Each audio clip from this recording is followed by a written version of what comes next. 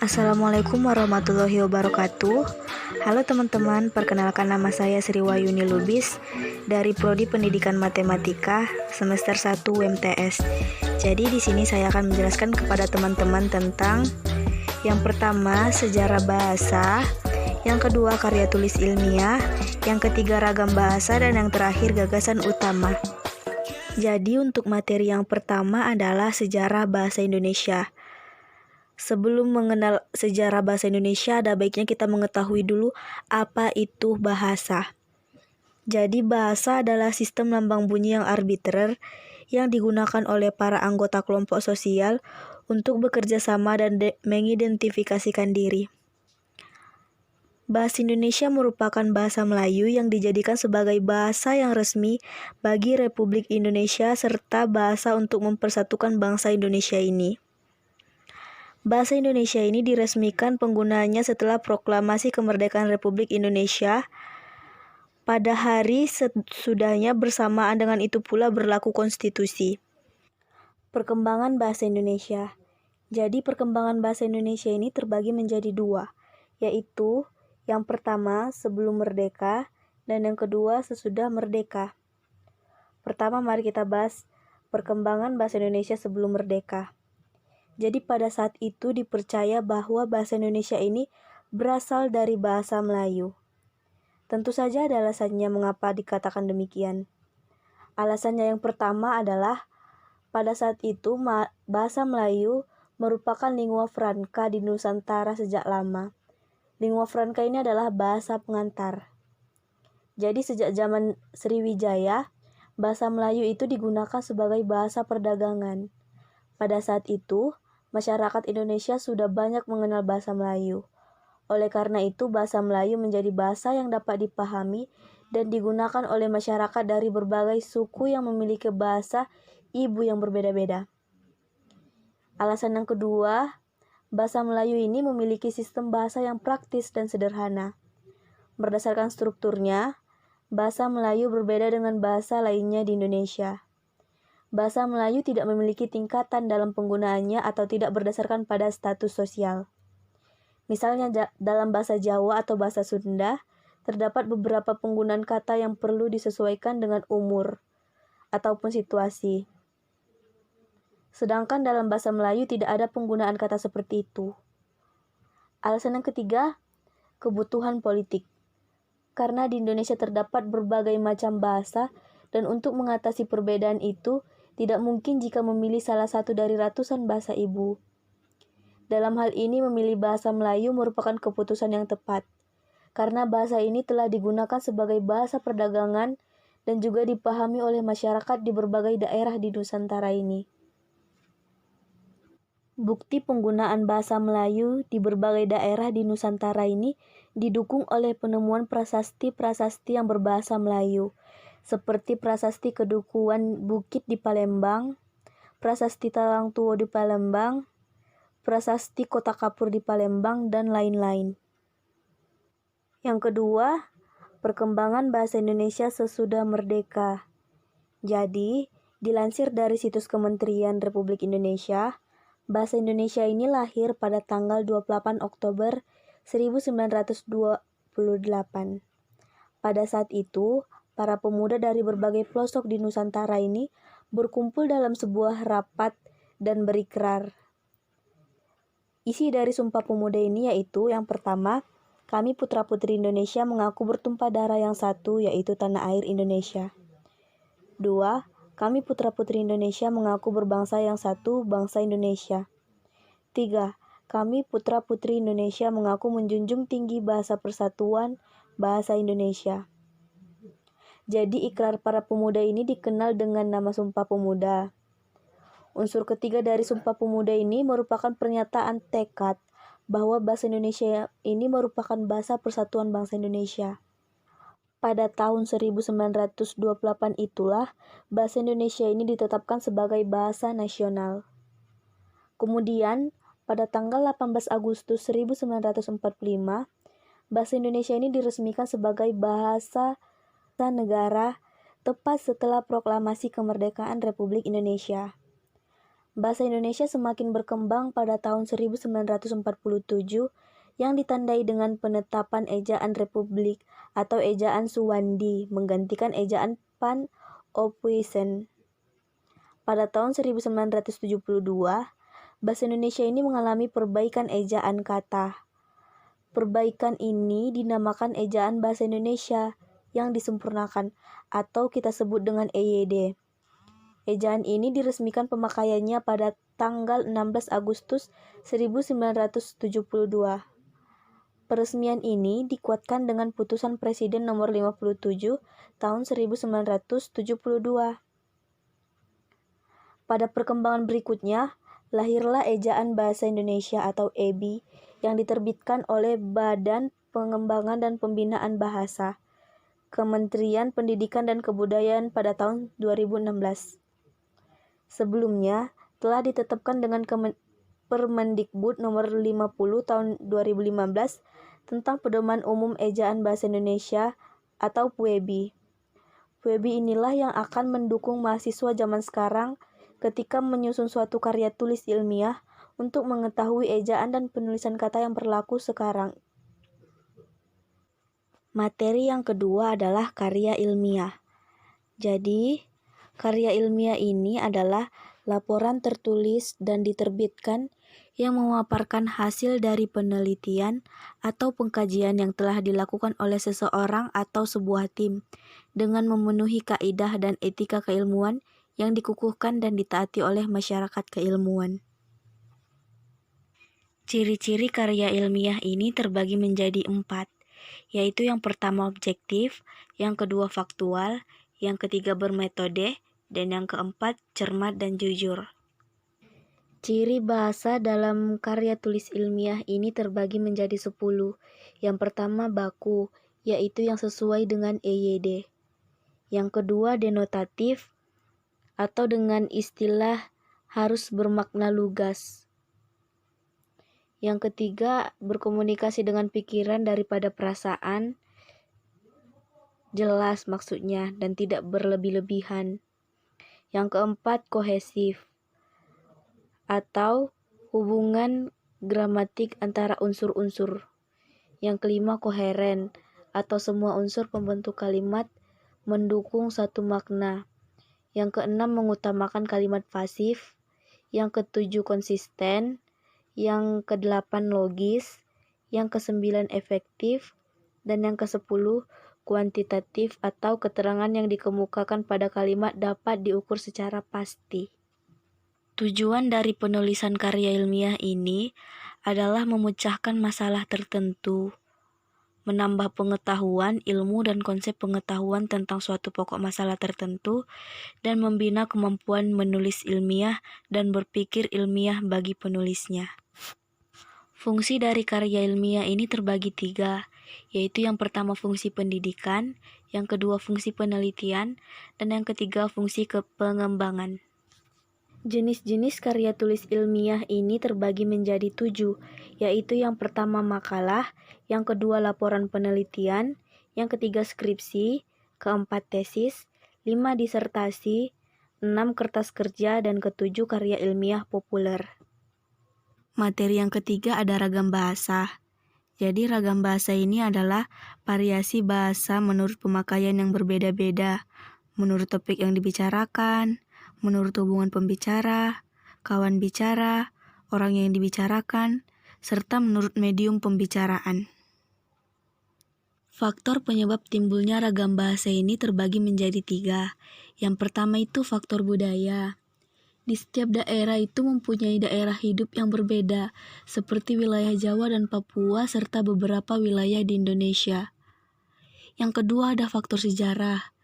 Jadi di setiap daerah itu mempunyai adat istiadat dan bahasa nenek moyang masing-masing. Bahasa nenek moyang ini tentu saja berbeda-beda antara daerah yang satu dengan daerah lainnya. Misalnya, bahasa di Jawa berbeda sekali dengan bahasa di Sumatera.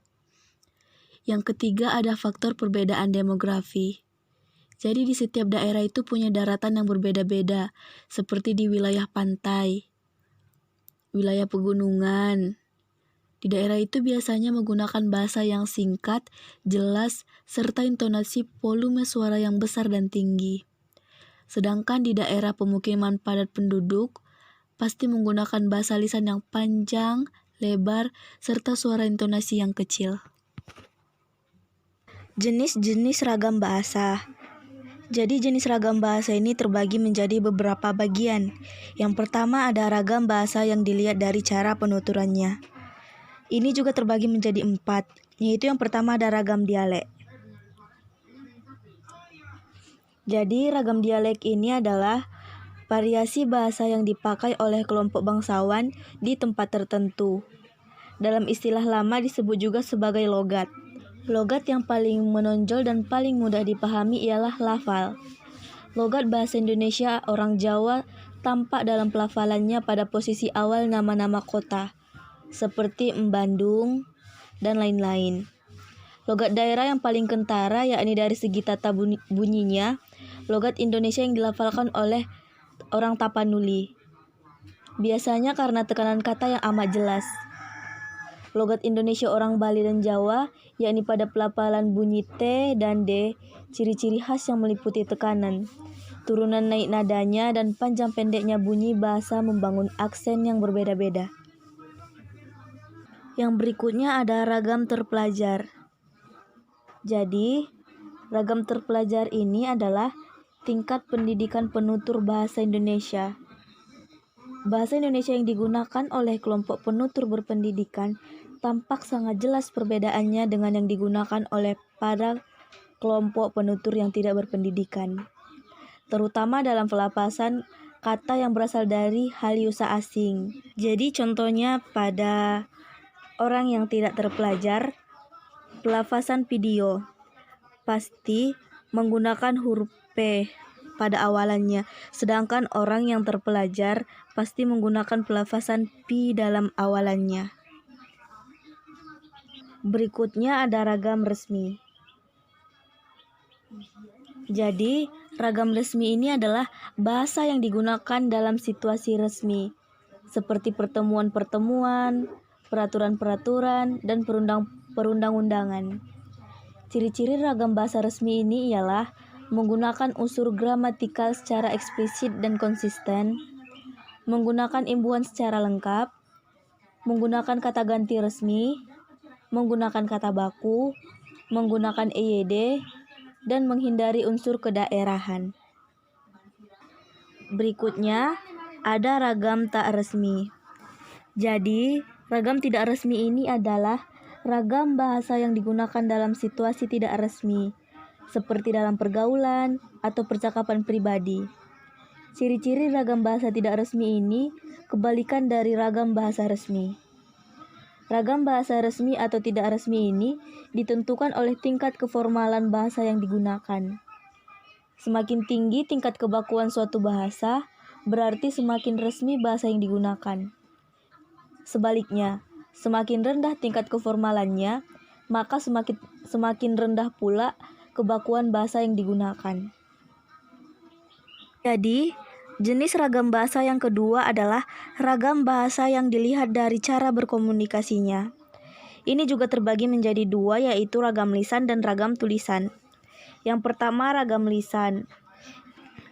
Jadi, ragam bahasa lisan ini adalah suatu ragam bahasa yang dihasilkan oleh alat ucap.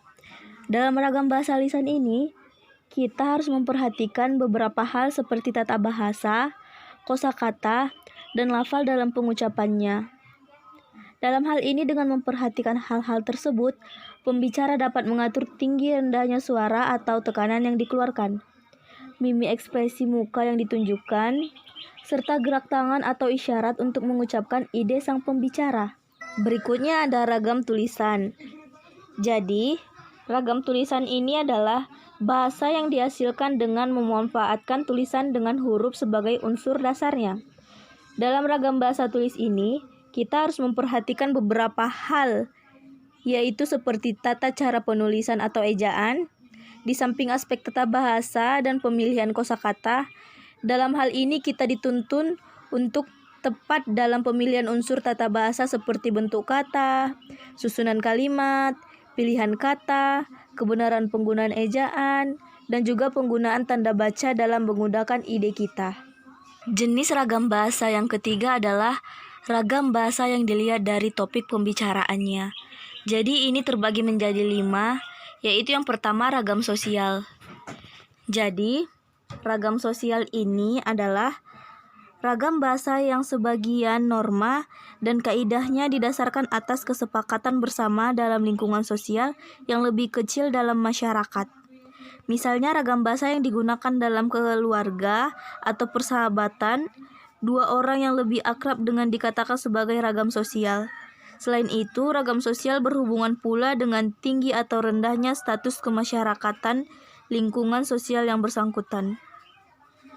Yang kedua ada ragam fungsional, yaitu ragam bahasa yang dikaitkan dengan profesi, lembaga, lingkungan kerja, atau kegiatan tertentu lainnya. Ragam fungsional juga dikaitkan dengan keresmian keadaan penggunanya.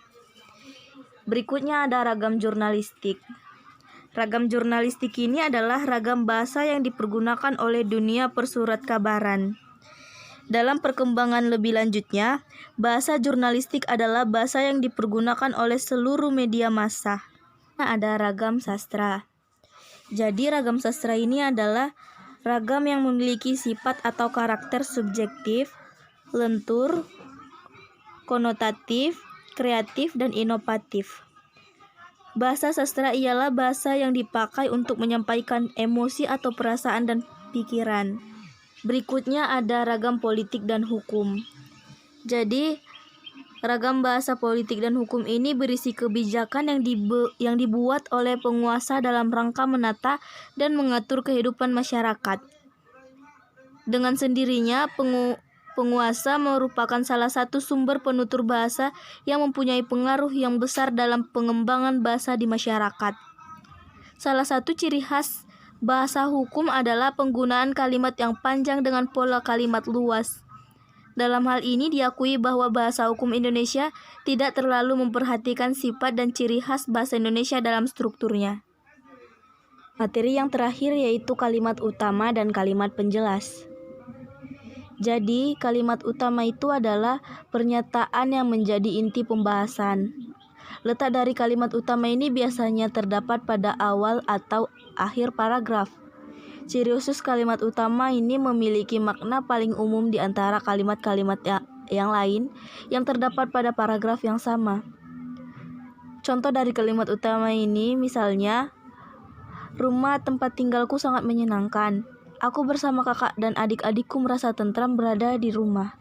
Kami bisa berdiskusi, bercengkrama, dan kadang bersenda gurau tentang berbagai hal. Teman-temanku juga merasa betah bila belajar di rumahku. Tempatnya memang nyaman, jauh dari kebisingan suara mobil, dan tetangganya sangat ramah-ramah. Jadi kalimat utama dari paragraf tersebut adalah rumah tempat tinggalku sangat menyenangkan. Jadi, untuk menentukan kalimat utama ini terdapat beberapa langkah-langkahnya. Yang pertama, bacalah paragraf tersebut dengan cermat. Lalu jika paragraf tersebut non-fiksi, maka cermati kalimat pertama dan terakhirnya. Lihat pengembangannya cenderung mengikuti bagian yang mana. Jika paragraf fiksi, maka cermatilah setiap paragraf yang ada karena bisa jadi itu adalah paragraf naratif. Jika kalimatnya sudah ditemukan, silakan ambil ide pokok yang ada di dalamnya. Jika masih sulit untuk mengerti, diskusi merupakan jalan keluar yang ampuh untuk mendapatkan pemahaman yang lebih tentang kalimat utama. Berikutnya, ada kalimat penjelas. Kalimat penjelas ini adalah kalimat yang fungsinya menjelaskan gagasan utama yang merupakan inti dari kalimat penjelas. Kalimat penjelas umumnya terdapat beberapa dalam suatu paragraf. Kalimat penjelas ini dapat berisikan uraian-uraian kecil, contoh-contoh, ilustrasi-ilustrasi, kutipan-kutipan, dan gambaran-gambaran. Jadi untuk contoh soal yang tadi, selain dari kalimat utama ini, yang lainnya merupakan kalimat penjelas. Sekian yang dapat saya jelaskan. Kurang dan janggalnya saya mohon maaf, kepada Allah saya mohon ampun. Wassalamualaikum warahmatullahi wabarakatuh.